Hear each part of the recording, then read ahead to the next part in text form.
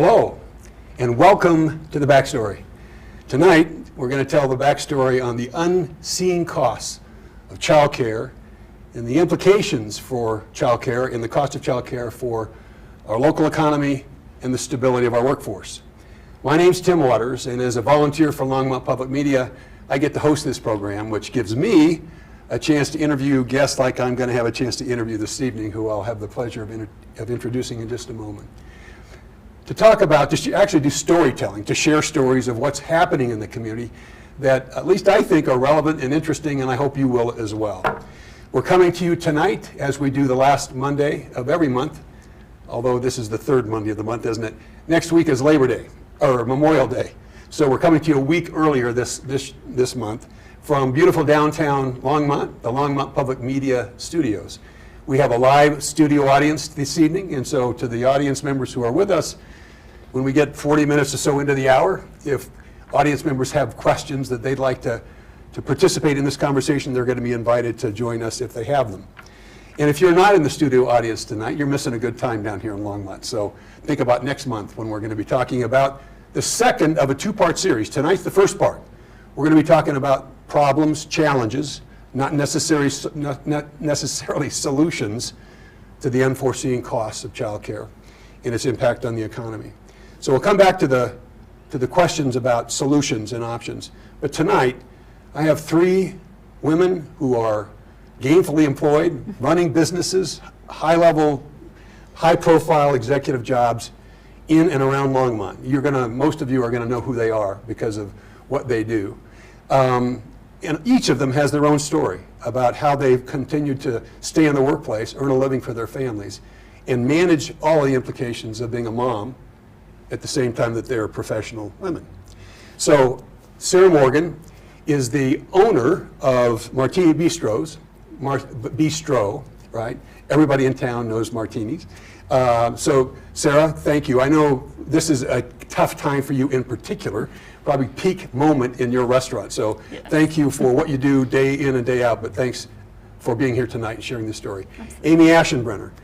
I've known Amy for a number of years here, but as the director of the Realtors Association, and just recently has made some transition to maybe a less frenetic job, but still in the real estate business with Bolo Realtors.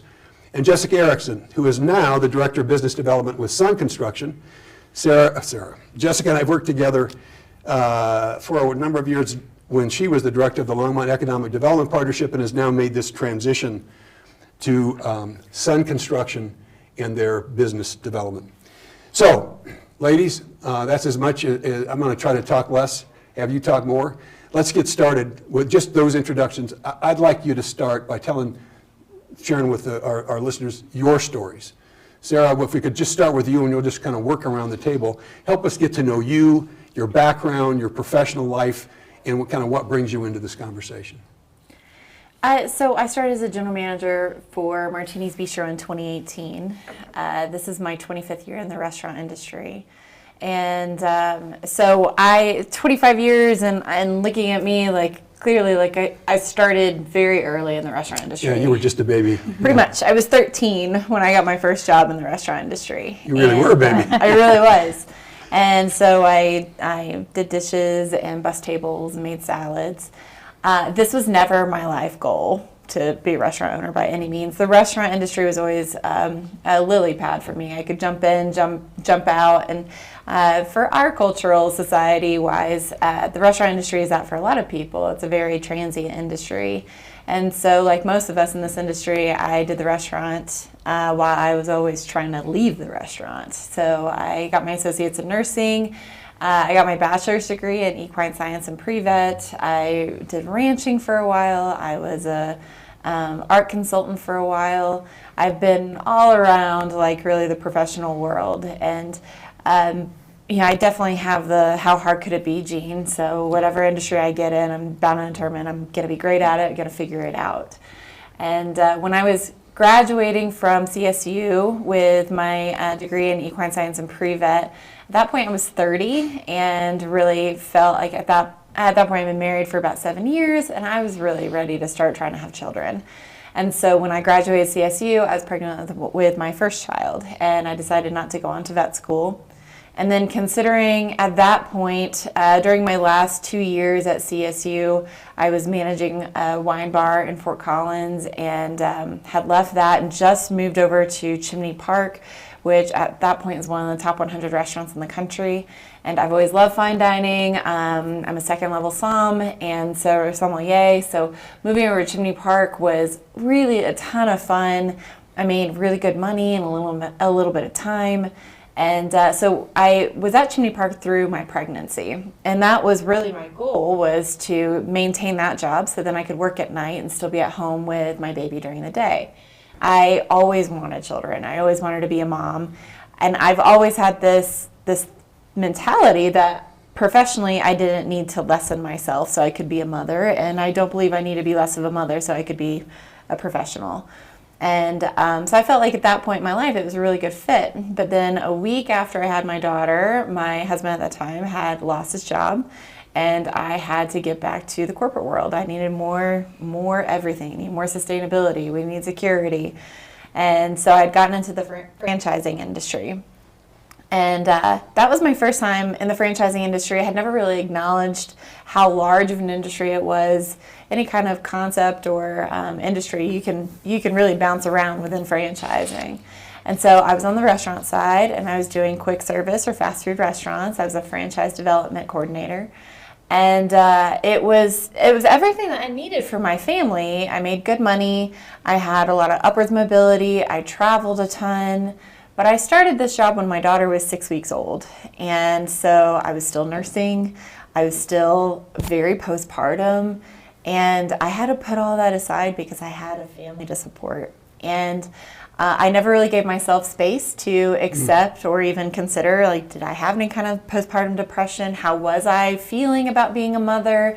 How was I getting to be the mom I wanted to be? Absolutely not. I knew I was very sad about that, but just kind of had to put it in a box and move forward. And I had to be the best I could be because I had a lot on the line. And that was right at the time where we had hired a new VP of HR for Taco John's, and she was so progressive. She was very much about the satellite working, and I leaned into that hard. It really, as a franchise development coordinator, I could do my job anywhere as long as I had a cell phone, internet connection, and my computer. And so, especially with as much as I was traveling for work, when I started to ask for more of that balance, for me at least, can I work at home so I can be with my baby a little bit more? The demographic and the overall or majority demographic for the office wasn't so supportive of that. I was definitely the youngest one in my office and getting a lot of pushback because culturally that's not how they did it. Mm-hmm. And so I definitely, especially now being an employer, I understand the hesitation for it. And still this day, I do definitely believe that there's some needed balance and boundaries in order to be an effective parent and working from home and still trying to be around your child. That's a whole nother ballgame. But I begged for that. And I did get not a lot, but I did get a lot more flexibility with my schedule. At least I wasn't needing to be in the office every day. But still, nonetheless, it was a major strain on me as a mom, as me as a parent, and definitely on me, on my family. And so I did that job until that job ended, and it kind of left me. At that point, I had just had my second child and was definitely acknowledging it's probably going to be my last. And so I wanted to take as long of a maternity leave as I could at that point. And I was a little bit more in a secure place professionally with the same company at that point. And so I took the full 3 months, and then all that responsibility with that, needing to be able to afford taking 3 months off of work and making that happen. But got it together, and it was good. And then eventually when I did get back from maternity leave, it wasn't long until that my position was dissolved anyways. We were going through a big leadership change. And so then after that, I was like, you know what, this is okay. I have a new farm. I have both my children. I can ride horses at my place and just figure out life. And I'm finally going to be able to be the parent I want to be. And that was on Friday when my job ended. And then on Monday, I had a really bad accident that landed me in a wheelchair for about 8 weeks and physical therapy for 20 weeks. And so I was still actively interviewing for other jobs within the franchising industry. I'd been really successful in my position, but now that I couldn't travel so easily, I was not a candidate for the positions. And so quickly, like, the interest in me kind of died off. And it landed me back on this side of the restaurant industry. And it was, one of the greatest things ever to happen, because it put me right back where I am happiest. And it gave me the most flexibility, again, to be with my children. Now, the money and the income was obviously different, and so that took a little readjusting and figuring that out. But I was back to working later afternoons and into the evenings when my children were sleeping. I had coverage at home. I was still married at the time, so I had coverage at home to watch them while I was working. But during the day and the weekends, I could really rearrange my schedule to work or be a little bit more accommodating to being a parent. So I started working at Martini's in 2018 as the general manager. And then my life happened to where I was able to buy it in 2020. And it was just an incredible opportunity. And that's where I realized the stewardship of now being an employer. It was really on me to build the culture for my employees. What did I want for them? And realizing how much I wanted to be at home with my children. I liked the restaurant industry because of the flexibility it afforded me. How can I offer this to more industry professionals that have children, that don't feel like their whole life needs to be for work? They can come in, they can make good money, they can have benefits, and they can still have coverage for their children when they need it. And so that's really what I have developed Martini's, and my managing company is Service LLC. So Service LLC is now comprised of industry professionals. The majority of us are parents, or nonetheless we have active interests that we like to explore outside of work, and we cover each other appropriately for that. Some of my proudest moments in the restaurant is when I have an employee with a new baby, and she's got to come in and bring the baby, and that baby will go on my chest while she goes and does something. And so I've got the baby carrier, and we're vacuuming, and we've got a playpen set up in the office, and I'm proud to be able to do that. But that's really where I feel like as a culture, we've gotten away from that. But the more conversations I have about this, I realize how many people are very flexible and open and accommodating. Whereas I feel like as a culture, we've kind of taken that almost 1950s mentality of, oh no, babies won't come around, babies don't need to be heard. But I believe that if you want to support the workforce, you support the family, and it raises the children into the workforce. We become a better society. They learn about work ethic and responsibility, which I do think a lot of our generations right now are having major issues with that.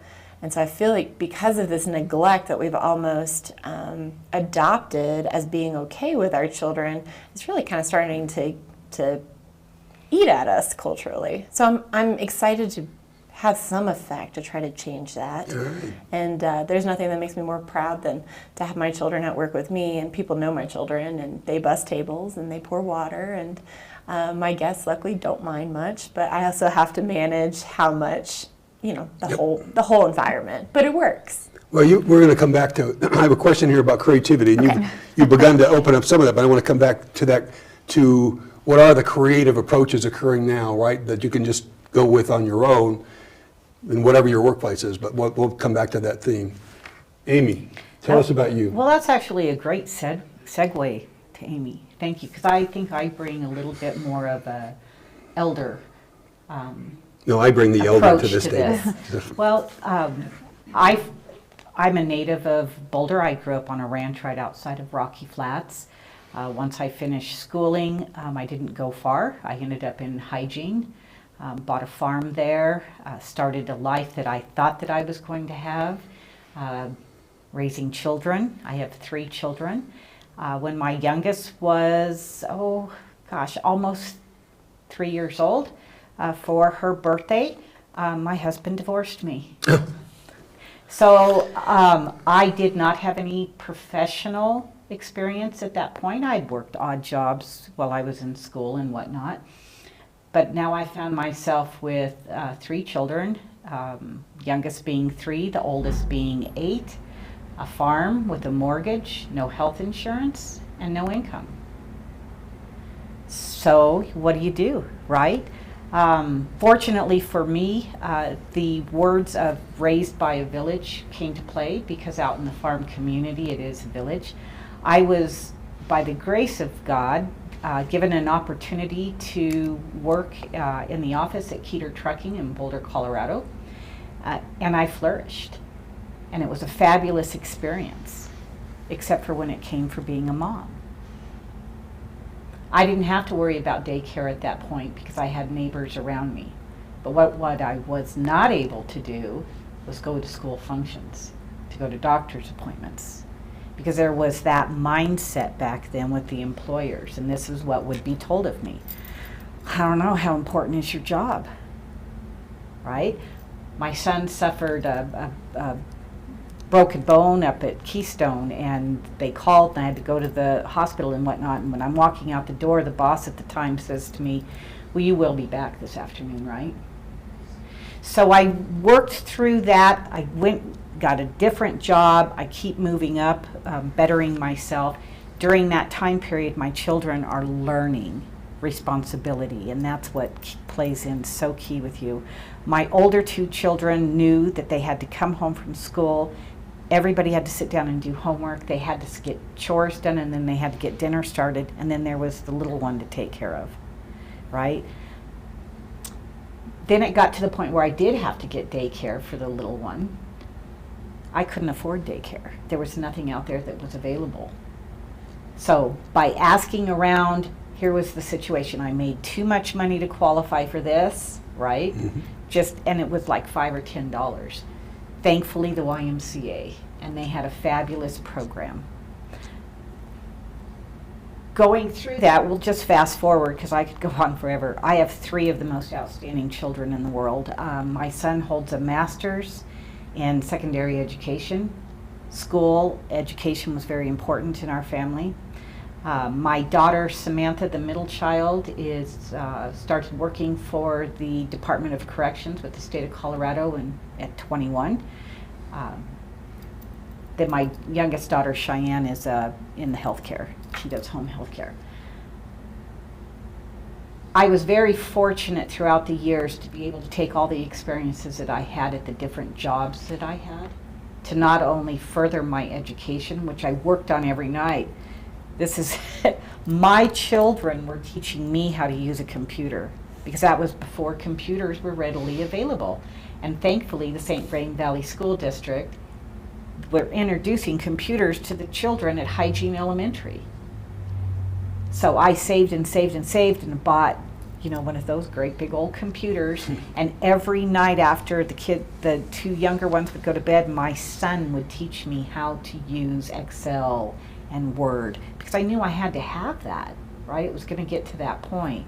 So we'll fast forward. I went to work for the Realtor Association 24 years ago, the Longmont Association of Realtors. I started as an administrative assistant. I worked my way up to the CEO of the association, but the entire time I was doing that, every missed opportunity that I had with being able to be the mom that I wanted to be, never got to be, what's that called, the home schoolroom mom or whatever it is, or take cupcakes or go on the field trips. I always told myself that when I got to a position where I was the boss, I was never going to allow that to happen. So I created that same atmosphere. I have a fabulous, fabulous woman that's worked for me for years. I think we're going on almost 10 years now. It was, here's what my rules are. You have a doctor's appointment, your child has a doctor's appointment, go do it. There's no counting off the time that you worked, right? Docking you time. You're still going to get paid. You're going to get paid the same exact amount. Take care of those children. Your child calls, they're sick, they need to go home and take care of your child. I firmly believe that when you create that culture, that employee, for the most part, I've had a few that took advantage, but for the most part, they will give you back tenfold because of what you've done. We had a rule in my house with my kids when they were little. Do not call mom at work unless you're bleeding profusely or a bone is sticking out, because I couldn't leave. And then I had to run around, try to find somebody that could go take care of them. Jessica? That's interesting because that's a good segue. Like this order was great.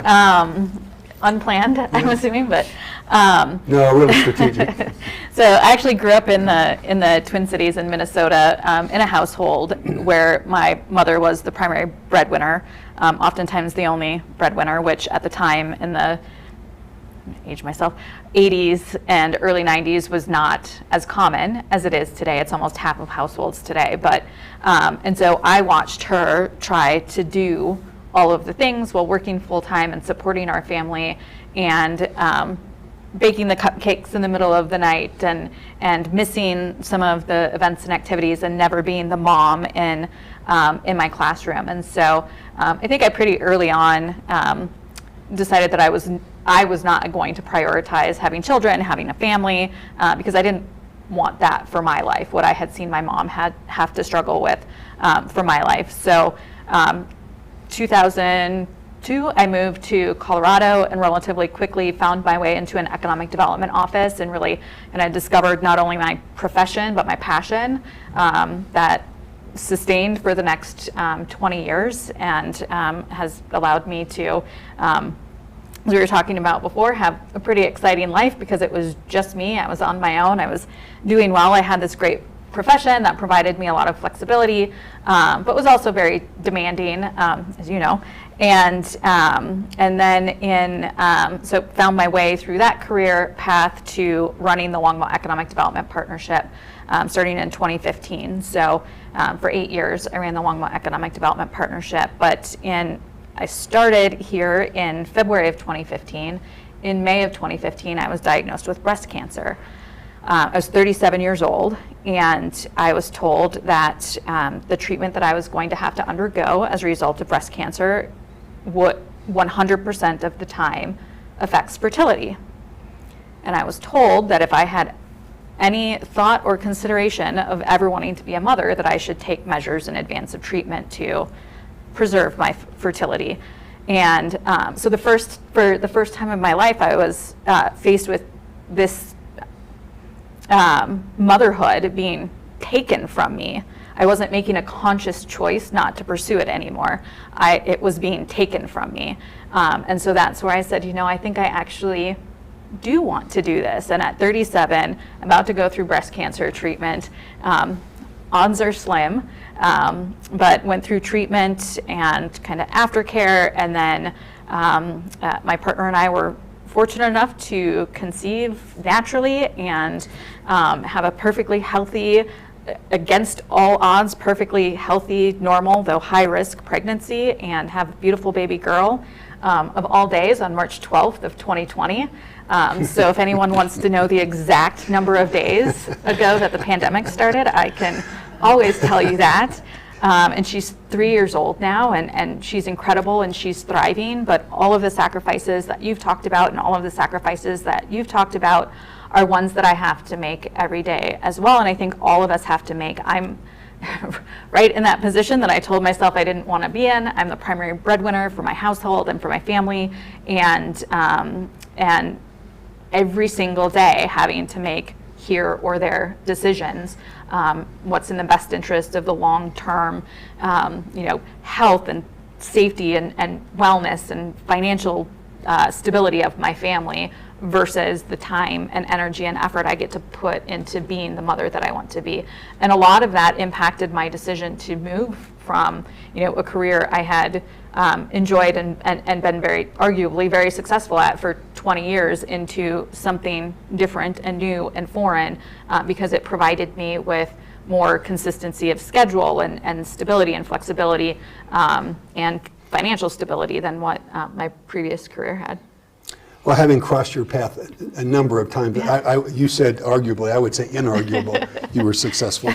And I'm mindful right now, first of all three of your stories, obviously unique to you, but there are some patterns here, and I want to make certain we pull out some of those patterns, because they're patterns, I think, not just for you, but for moms, working moms, or wannabe working moms, right, who are dealing with some of the same issues.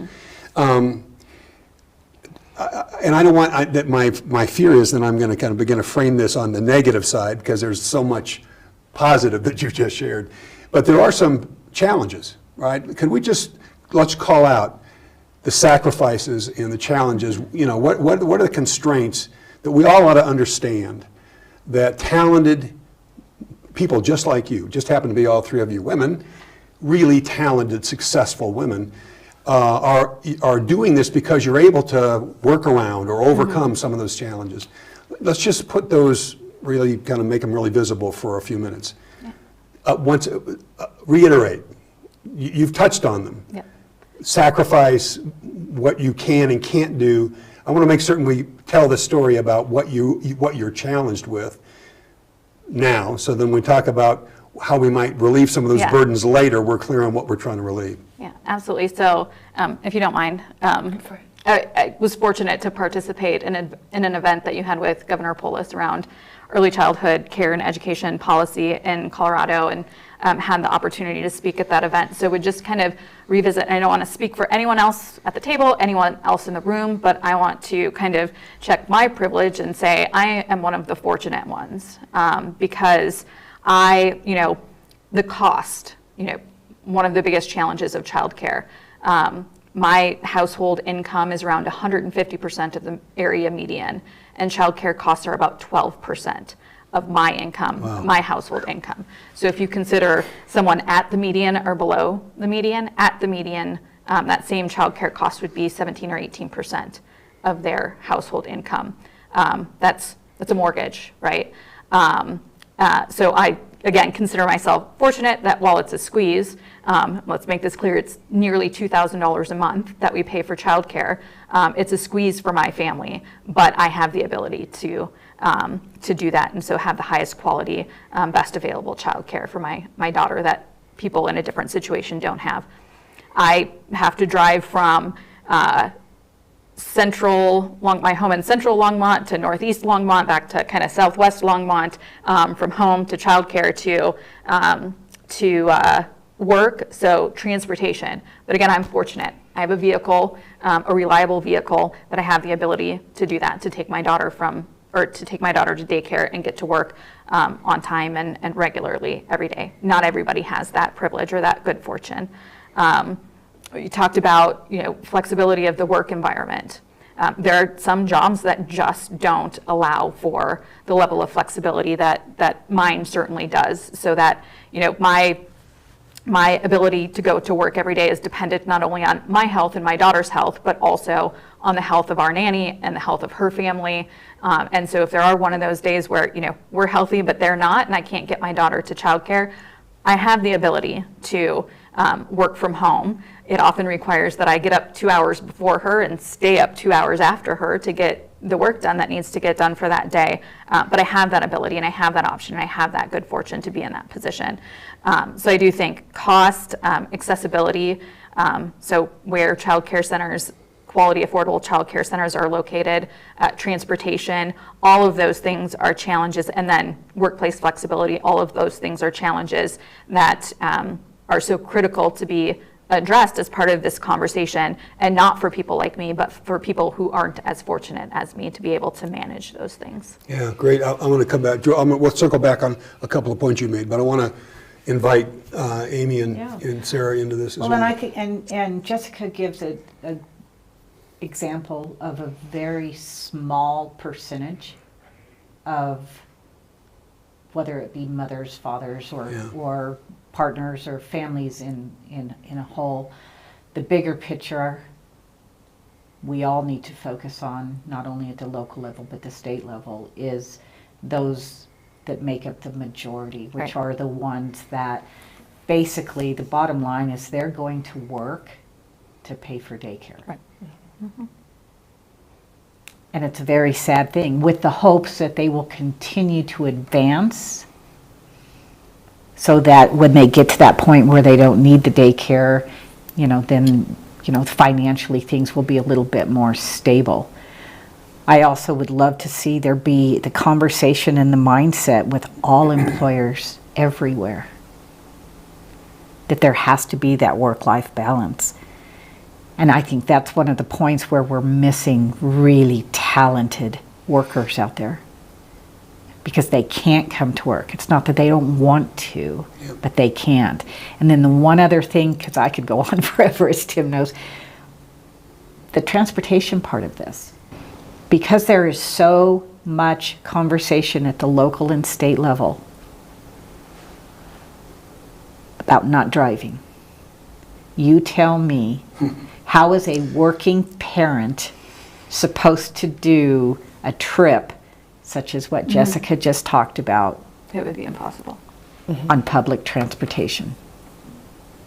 With not only your briefcase that holds your computer, but the diaper bag, the baby, the car seat, whatever else that you have to have with you. It's a broad conversation. So, I mean, we're just kind of adding up the workarounds or the challenges, the hurdles. Sarah, what would you add to this? Oh, the emotional and physical warfare of parenthood in general, and then to have just the stress and you know, the higher you are in the workplace, the more stress is on you. And what support do we have for that? We really like just push it under a rug. We've all been there. We've all done it. And it's just like, really, I'm torn down today, having to make the decision of leaving my screaming, crying child that wants to be on my side with her grandmother because I have to go to work. And not to say I want to like slack on my responsibilities with work, but right now I'm having to not be the comfort and the nurturer and the 100% person that I was biologically geared to be at that moment, because I had to make the decision for my employer. That's where I always go back to culturally. I feel like culturally we've just become so centered on economic growth, financial growth of the company, growth of your finances, growth. We all think that we need to have the biggest house and the best car, and it's like, really, like, can we just focus on being happy? What do you need to be happy? That doesn't require the material. If we did that, could we kind of back off on always needing that growth? What happens if we just are happy with sustainability and getting to enjoy company and like a work-life balance? So we've talked about the unforeseen costs. Well, these are, what you've just identified are not unforeseen. Right. Some of the emotional toll that you just described is part of that unforeseen cost. But I just want to go back to the to the number. You mentioned $2,000 a month. Maybe an $1,850. I was rounding the up. average cost for full-time, for one child, average full-time cost for childcare, right now in Longmont, it's $21,000 a year, right? So your numbers are kind of spot on. And that's if you earn enough and you have the options, right? That was, you referenced to privilege and the opportunity to have the means to do some of that working around. There are some other numbers, and these are not mine. There's a member of our audience who is tonight who's done the research on this, so I'm going to cite her work. $8.3 billion of lost wages right now, annually in America, because of men and women who would like to be in the workplace and can't. Some of that goes to, the stresses, the economic stresses that come with it. Over the next 10 years, $1 trillion over the next 10 years of productivity will be lost because of the number of moms and dads who can't be in the workplace, who just don't have the means or the support, even as little as it's been, for you to do the kind of workarounds that you've been able to do. Just to kind of make the point that what you've described is true here, and it's true, at some scale.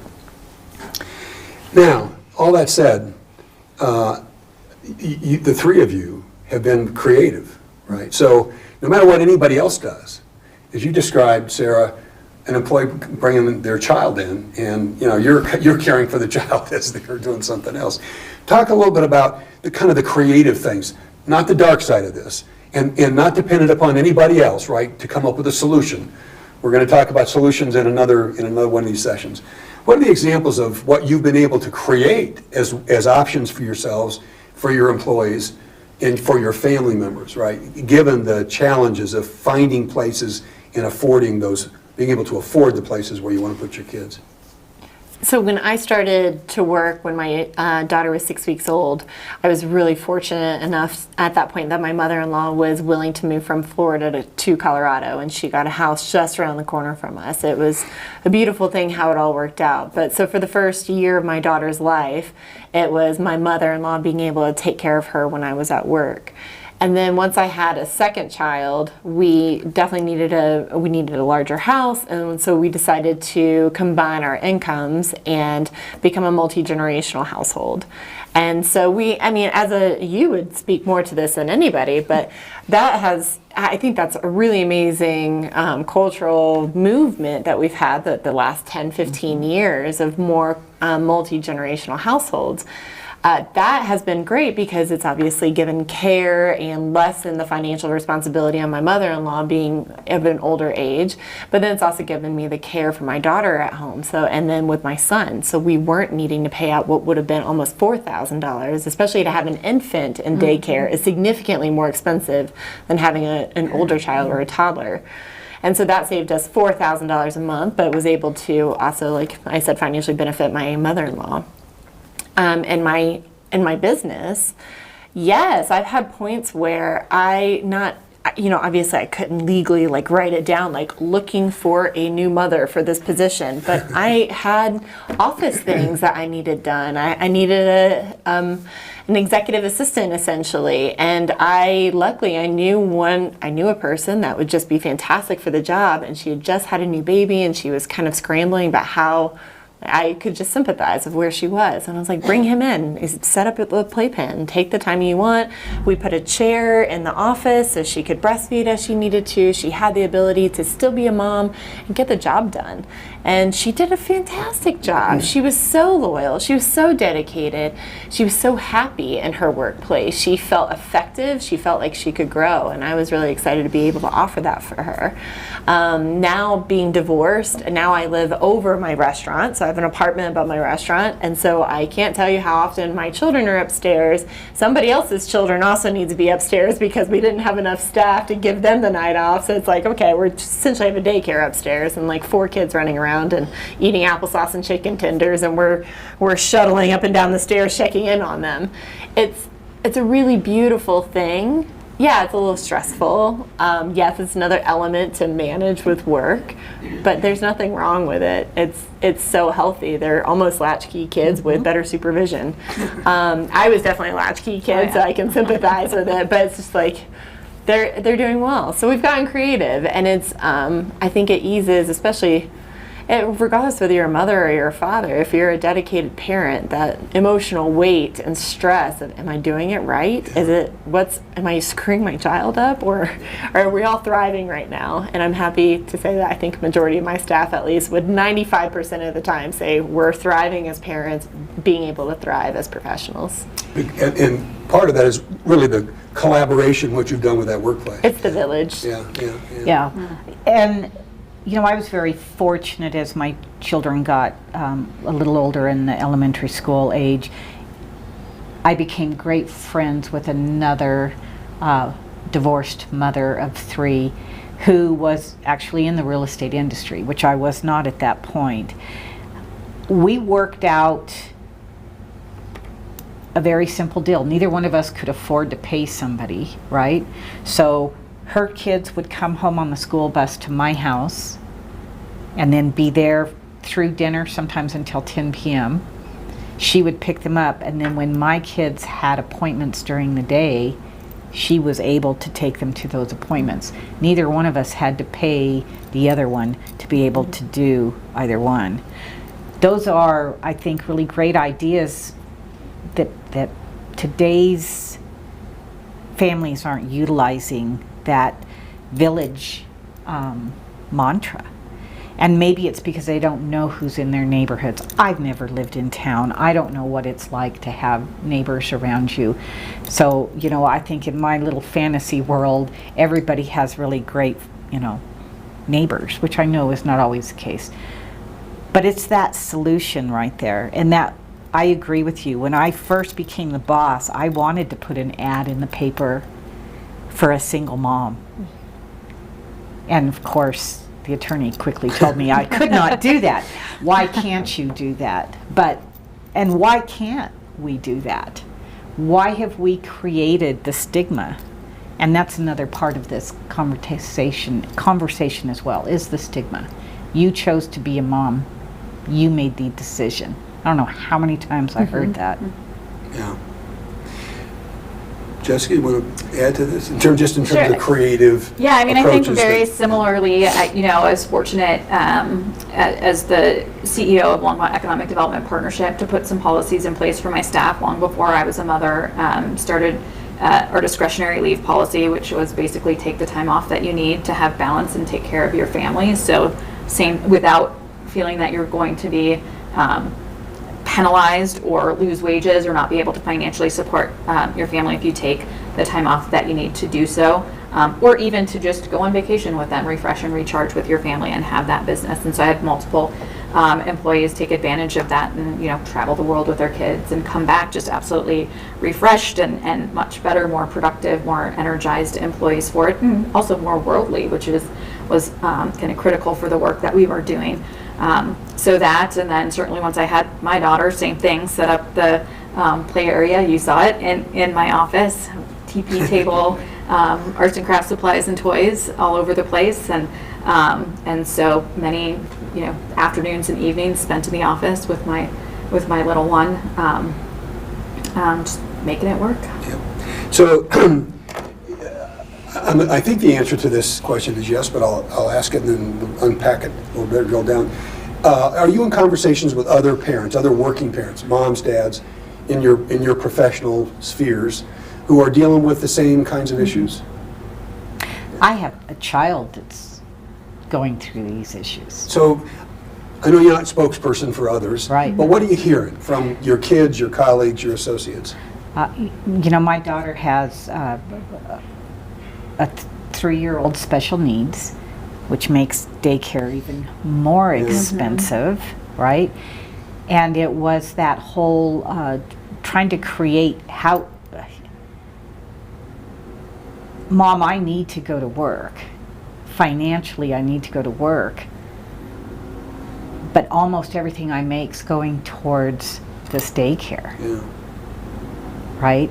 And fortunately, it's worked out for her because she's in the home health care profession. She works at night when the little one's asleep and whatnot. And then she's found a fabulous, wonderful daycare setting that they actually call it school. And it's only for special needs. But it's that difficulty of, it would be great if everybody had it easier to find daycare, easier to be able to afford it, but that's just not the reality. And seeing it firsthand with my daughter, Yeah. because it's different from when I had children. And you talk about latchkey kids. When my son received his master's, that's what his speech was. That thankfully, because he had a mother that was single and raised 3 children and taught him the hard work ethics, how to do housework, how to do cook dinners, how to take care of siblings, he was able to achieve his accomplishments. So I'm in some moms groups on social media where there's a lot of conversation around childcare, and then the number of conversations around, where can I find childcare that I can afford and that is accessible and available to me based on my schedule. Not everybody in 2023 works 9 to 5, Monday through Friday, but that's when childcare is available, because childcare providers also have families that they want to go home to in the evening and spend their weekends with. So how do we address the challenge of accessibility for all, regardless of kind of what your schedule is or what your profession is, to be able to access childcare? And then the number of conversations around, how do I work from home and care for my child at the same time? And the fact that that's even a necessary conversation is just so devastating. I don't think anybody should be in that position where they have to find a way to simultaneously work from home And I think a lot of times the conversation is, oh, the pandemic provided for this opportunity for us to be able to work from home and have our kids there at the same time. That is no kind of opportunity, and that is no kind of life that anybody should aspire to or have to be put into. There need to be options for people of all walks of life and in all situations and in all kind of scenarios. So what are the implications? What are your observations about the workforce more, more broadly conceptualized or thought about? And this idea of working at home as either a requirement or as an attraction or as the opposite. The relationship between childcare and recruitment and stability of the workforce. What's for you, especially for you too, as you're recruiting, and I don't know if, Amy, you're recruiting employees right now, but the implications for recruitment and development and sustaining a workforce given the challenges of childcare. What are the challenges there? It's just the loss of incredible talent that I can't. I have friends who are just incredible restaurant industry professionals, and I cannot get them back into their workforce because of the child care issue, because of how expensive, because of how financially our industry really works. It's feast or famine throughout the year, and so it's a lot. And so they've just chosen not to rejoin the workforce after having children, or they try to go find another industry to pursue. And it's kind of sad because they made a good amount of money in the restaurant industry. To see them leave to go take half because they get a better schedule for daycare, it worked a little better logistically with children, or the healthcare costs something. It's hard. It makes it really difficult. And that's part of the conversation, I think, is that there's a lot of industry out there, including mine, where we can't pay what they can get at other places. And that may be the whole package, right? Health insurance, the salary or by hour wage or whatnot. So they're either choosing not to get back into the workforce, which is so very sad because there's a lot of extremely intelligent and talented people out there that are not working, that want to work. They just can't make it happen, or they are going into a line of work that they absolutely hate, and there's nothing worse than working someplace that you hate. So just one observation, you're talking about the restaurant industry specifically, but when you look at the availability of childcare and it primarily being, that kind of 9 to 5, Monday through Friday, and where it is available earlier or later or on the weekends, it's more expensive. But when you consider who's working the earlier, the overnight, the weekend, those are not the highest wage paying jobs that are out there. So it's just this double-edged double-edged sword, and also reverse mentality of what it should be in order to create a sustainable and affordable childcare system for everyone. I forgot what else I was going to say. Well, if there's any audience members who would like to ask a question, I'm going to ask them to come over here now, but I'm going to ask one more question as somebody makes their way there, and if there's no one there, we're just going to keep going on with the conversation. Here's the question I'd like to follow on with. We're talking about problems tonight, right, and the challenges. A month from now, we're going to talk about solutions.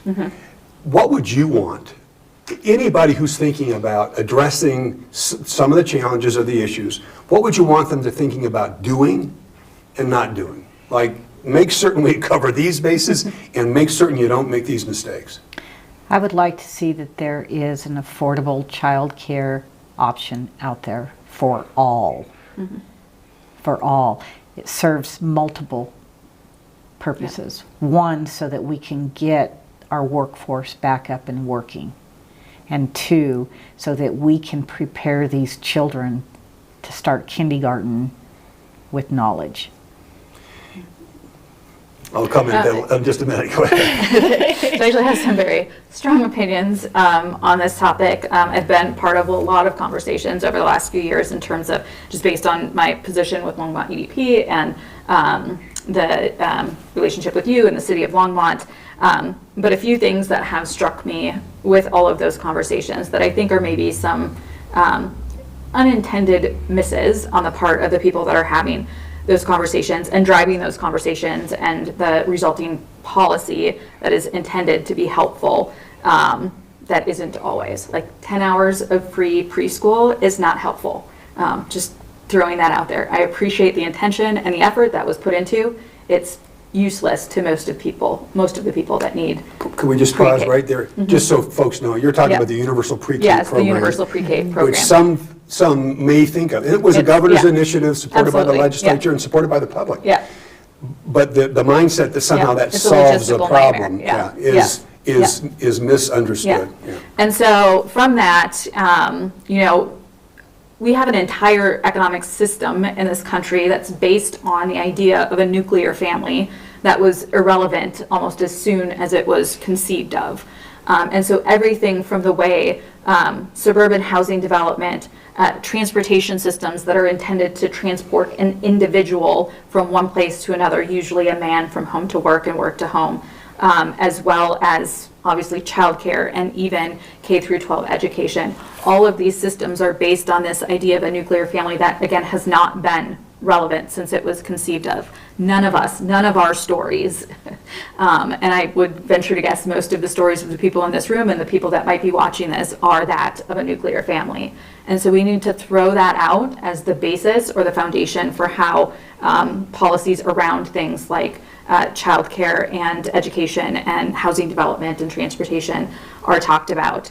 And then I think if a municipality or government entity, whether it be the state or the municipality or the county, is really serious about making childcare a priority, that priority has to be ubiquitous across the organization. So everybody down to the clerk at the planning counter has to understand that childcare is a priority for this city and is a priority within their job and has to be directed to address projects related to childcare as priority, as such. So businesses that are building new facilities that include childcare, residential development that are including childcare facilities within the bounds of that development, or childcare centers themselves should be placed at higher priority when you're considering things like planning and permitting and all of the things that have to go through.